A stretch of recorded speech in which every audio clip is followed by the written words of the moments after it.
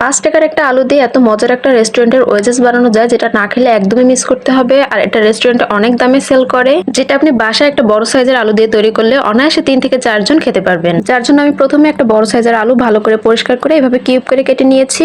তারপরে চুলায় আমি একটা পাত্রে পানি বসিয়ে এখানে অল্প একটু পরিমাণে লবণ দিয়েছি। পানিটা হালকা একটু গরম হয়ে আসলে আমি সেই কেটে রাখা আলুগুলো দিয়ে দিলাম। আলুগুলো দেওয়ার পরে জাস্ট পানিটা একটু বলক উঠলেই আমি আলুটা নামিয়ে নেব। তারপরে আলুগুলোকে কোটিং করার জন্য এখানে আমি হাফ কাপ পরিমাণে চালের গুঁড়ো নিয়েছি। তারপরে নিয়েছি 1 টেবিল চামচ পরিমাণে আটা। তারপরে এর ভিতরে দিয়ে দিলাম 1 চামচ পরিমাণ মরিচের গুঁড়ো, সামান্য পরিমাণে লবণ। এখন এগুলোকে আমি ভালো করে মিক্স করে নিব। সব উপকরণগুলো ভালো করে মিক্স করা হয়ে গেলে আমি পানি ঝরিয়ে রাখা আলুগুলো এই মিক্সির ভিতরে দিয়ে দিব। আলুটা গরম অবস্থায় আছে, আপনারা চাইলে চামচ দিয়ে মিক্স করে নিতে পারেন, তবে আমি হাত দিয়ে ভালো করে চেপে চেপে কোটিংগুলো আলুর সাথে বসিয়ে নিচ্ছি। এই নাস্তাটা বিকালের স্ন্যাক্সের জন্য খুবই মজার একটা নাস্তা এবং বানাতে খুব বেশি সময় লাগে না, জাস্ট আধা ঘন্টা সময় লাগে। এরপর আলুগুলোকে আলাদা একটা পাত্রে তুলে আমি 10 থেকে 15 মিনিটের জন্য ফ্রিজে রেখে দেব। আলুগুলোকে অবশ্যই একটু রেস্টে রাখতে হবে, তা না হলে ভাজার সময় কোটিংগুলো আলু থেকে ছেড়ে আসবে। এরপরে এই খাবারটাকে আরো মুখরোচক ও স্বাদের বানানোর জন্য এখানে আমি একটা সস বানিয়ে নেব।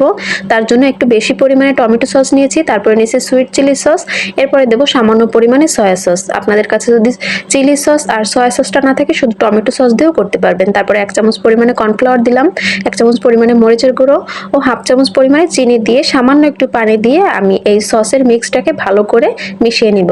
সসটা তৈরি করা হয়ে গেলে এক সাইডে রেখে চলে আসলাম আলুগুলোকে ভাজতে। আলুটা যেহেতু ডিপ ফ্রাই করা হবে তাই তেলের পরিমাণটা একটু বেশি দিতে হবে, তা না হলে আলুটা খেতে ক্রিস্পিনেস হবে না। তারপরে এই তো তেলটা একটু গরম হয়ে আসলে এর ভিতরে আমি আলুগুলো দিয়ে দিলাম। আমি যেই প্রসেসে ওয়েজেসটা বানাচ্ছি সেম প্রসেসে আপনারা চিকেন উইংসও বানিয়ে নিতে পারবেন, সেটা খেতেও অনেক অনেক মজা হবে। এখানে চালের গুঁড়ো না থাকলে আপনারা শুধুমাত্র আটা বা ময়দা দিয়েও করে নিতে পারবেন, তবে চালের গুঁড়োটা দিলে এর ভিতরে ক্রিস্পিনেসটা খুব বেশি ভালো আসে। তারপরে আমার আলুগুলো ডিপ ফ্রাই করা হয়ে গেলে আমি এই একটা স্ট্রেনারে উঠিয়ে তেলগুলো ঝরিয়ে নিব।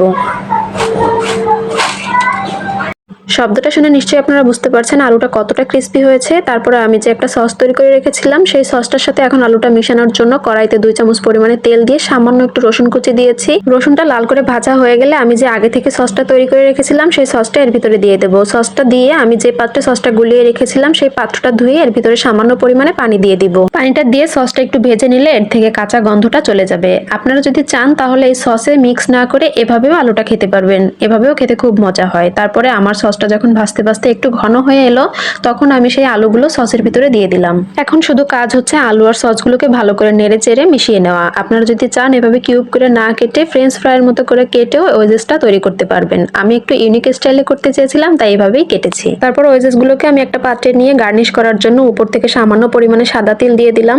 ভিডিওটি যদি একটু আপনাদের কাছে ভালো লেগে থাকে তাহলে অবশ্যই ফ্যামিলি এন্ড ফ্রেন্ডসদের কাছে শেয়ার করবেন। পরবর্তীতে দেখা হচ্ছে নতুন কোনো ভিডিওতে নতুন কোনো রেসিপি নিয়ে। সেই পর্যন্ত সবাই ভালো থাকবেন, সুস্থ থাকবেন। আল্লাহ হাফেজ।